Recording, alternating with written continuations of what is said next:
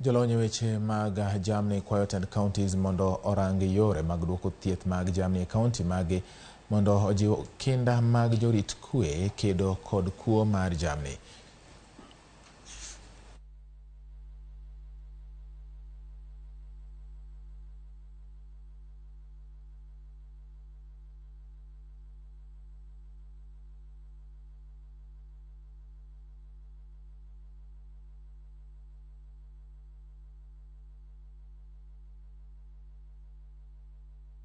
What I would suggest, the system is purely veterinary system.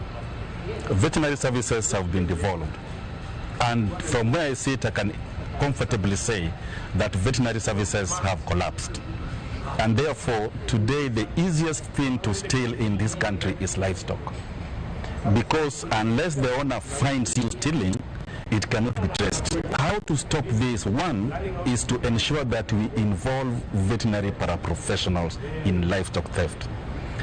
And while we are doing that, the county governments must ensure that slaughterhouses are registered. Currently, we have slaughterhouses that are not registered. They are just operating. And even in the few that are registered, there are no meetings. Governor County